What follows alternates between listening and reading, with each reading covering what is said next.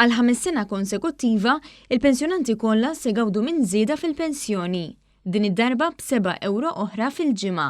Ħabar dan il-Ministru għall-Finanzi Edward Scicluna fid-diskors tal-budget għas-sena d-dieħla.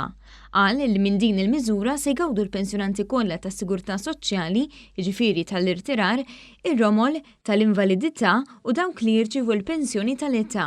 Qal li din il-miżura se tkun ta' 3.51 euro fil-ġimgħa li tisboq dik maħsuba biex tagħmel tajjeb għall-għoli tal-ħajja biex b'kollox l-anzjani se jiżdiedu total ta' 364 euro fis-sena.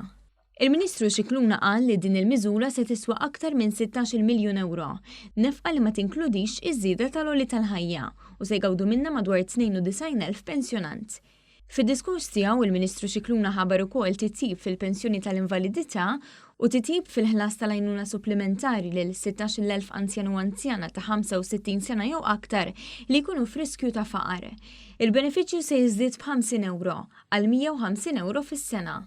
Min barra dan, il-pensjonanti se jingħataw tnaqqis mit-taxxa fuq id-dħul mill-pensjoni ta' kważi 13,800 euro fl-2020. Fil-każ ta' koppji miż-żewġin se jiżdied għal 2,000 oħra, jiġifieri ma jħallsux taxxa fuq l-ewwel 15,800 euro.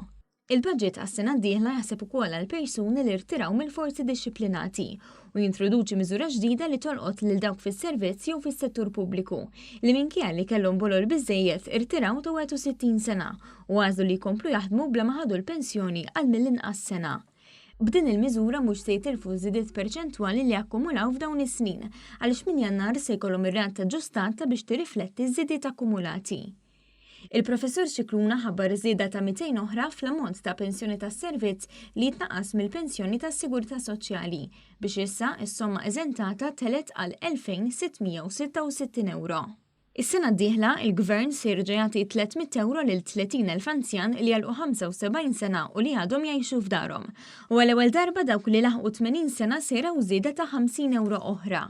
Għall-ewwel darba wkoll din lotja se tingħata lil dawk l-anzjani li minn butom qed jgħixu fi djar residenzjali għall-anzjani.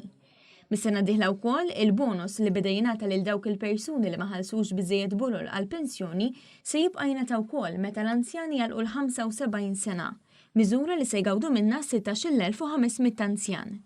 Il-budget jaħseb ukoll li ma jibqax jippenalizza lir-romol li jaħdmu.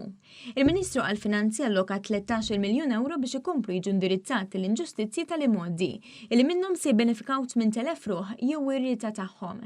Wara s-suċċess tal-bonds għall-anzjani fl-aħħar 3 snin, il-Ministru Scicluna ħabbar li se jerġgħu jinħarġu bond simili matul is-sena d-dieħla li minnhom is-senja jgawdu ma' 6,300 anzjan u anzjana.